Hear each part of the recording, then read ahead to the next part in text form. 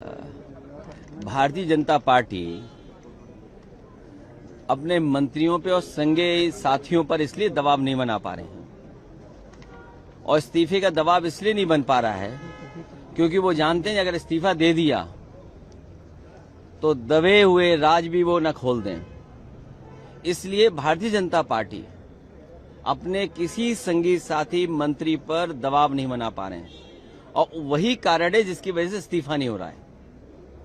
इस्तीफा देने वाले कहीं दबे हुए राज न खोल दें, इसलिए किसी का इस्तीफा नहीं हो रहा है। और जो कल छात्रों के साथ, युवाओं के साथ हुआ है, कोई कल्पना नहीं कर सकता था कि आजादी के बाद इस तरह का व्यवहार किसी सरकार ने किया हो।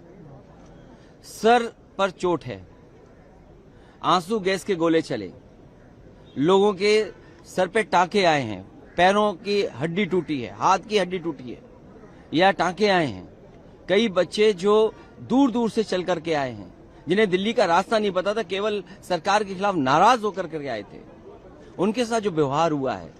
और यहां तक सुनने को आया और सोशल मीडिया पे जो वीडियोस आए हैं कि कभी हिटलर ने अपने पॉलिटिकल लोगों के साथ इस तरह का एक गैंग बनाया था। लगता है इस तरह के लोग थे जो प्राइवेट ड्रेस में थे और लाठी लेकर के लोगों को मार रहे थे। कभी हिटलर ने बनाया था और आज हम लोग भारतीय जनता पार्टी की सरकार में देख रहे हैं। ये कभी स्वीकार नहीं हो सकता है लोकतंत्र में। हम लोगों ने उस दिन भी विरोध किया, आज भी विरोध कर रहे हैं और ऐसी सरकार को हटाने के लिए लगातार हम लोग लड़ते रहेंगे। और हम तो सरकार से आग्रह करेंगे, आंदोलनकारियों को क्यों हटाते हो?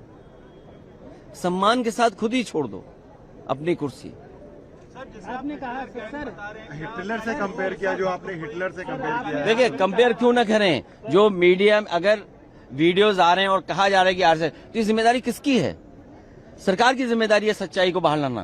क्या सरकार उसमें भी शामिल है वीडियो चलवाने में? क्या अगर वीडियोस आ रहे हैं सोशल मीडिया पर, मैं आपको भेज सकता हूं, अगर आप कहें तो आपको भेज दूं मैं। तो कंट्रोल किसके पास है? आगे सरकार ऐसे चलने क्यों दे रही है? अगर सरकार की बदनामी हो रही है और सरकार की लाठी से छात्रों का, नौजवानों का, युवाओं का सर फूट रहा है, आंसू गैस गोले चल रहे हैं, आप करंट लगा रहे हो, किसने नहीं देखा, किसको नहीं समझा? और दुर्भाग्य देखिए क्या है कि कई मीडिया के लोगों को वहां खड़ा होने पर भी उनको भी विरोध का सामना करना पड़ रहा है। इसलिए कम से कम आप लोग भी तो क्रेडिबिलिटी थोड़ा बचाओ। और जो डॉक्टर्स, जो वीडियो मैंने भी पोस्ट किया है, डॉक्टर्स क्या बता रहे हैं कि सर खुले हुए आए लोगों के, बच्चों के। क्या इसीलिए सरकार बनी थी? इसलिए इनका नारा था सबका साथ सबका विकास। यही सबका साथ है और यही युवाओं के लिए संदेश है और यही विकसित भारत है, यही अमृत काल है। क्या यही विश्वगुरु बनने का रास्ता है? क्या आप छात्रों पर लाठी मारेंगे, आप नौकरी नहीं देंगे? और अगर नीट में हेरा फेरी हुई है, नीट का पेपर लीक हुआ है, तो किसकी जिम्मेदारी थी? ये सरकार की जिम्मेदारी थी और सरकार ने स्वीकार किया, इसीलिए तो नीट एग्जाम दोबारा किया। और ये केवल दिल्ली में नहीं हो रहा है, देश में जहां जहां भारतीय जनता पार्टी की सरकार है वहां पेपर लीक हो रहे हैं। और यूपी में तो 20 पेपर लीक हुए हैं, एक के बाद एक, और लगातार पेपर लीक हुए हैं। इसकी जिम्मेदारी किसकी है?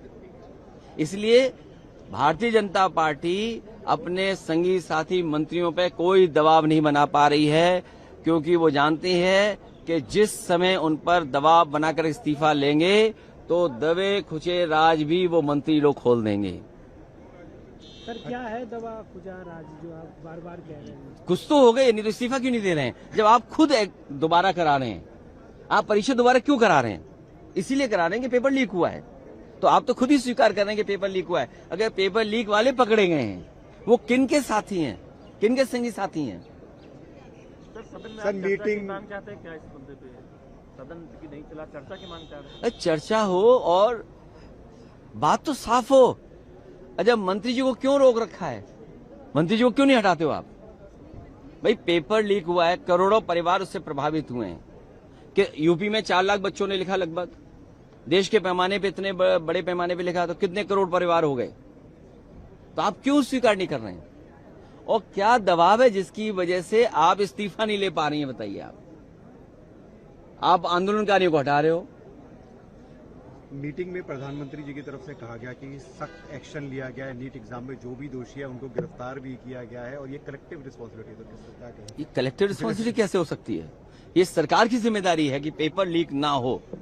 और उसके बाद अभी शिकायतें आ रही कि बच्चे जो अपनी ओएमआर शीट दिखा रहे हैं उसे बड़े पैमाने पे धोखाधड़ी हुई है उनके साथ। उसकी जिम्मेदारी किसकी है? क्रेडिबिलिटी कौन बेटर करेगा? क्रेडिबिलिटी कौन अपनी ठीक करेगा? और सोचिए आप, सदन में अभी भी नारे लगा रहे हैं दान चोरी के बाद भी। इससे ज्यादा शर्म की बात क्या हो सकती है? एसआईटी के बाद एसआईटी बन रही है, एसआईटी ने पोल खोली, कुछ राज खोल दिए, अभी और राज खोलने जा रहे हैं। भाई एसआईटी नहीं तो राज खोले।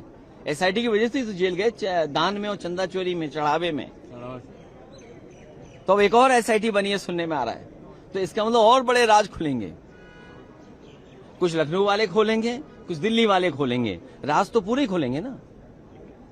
सर कल डिम्पल मैम खुद गई थी प्रोटेस्टर्स के साथ, लीड कर रही थी, तो क्या आज आप मिलने जाएंगे? क्योंकि जनता प्रोटेस्टर घायलों से मिलने छात्र जो वहाँ पर अगर उनका इलाज सरकार कराए, स्वस्थ हों, ये सरकार की जिम्मेदारी है। ठीक, धन्यवाद।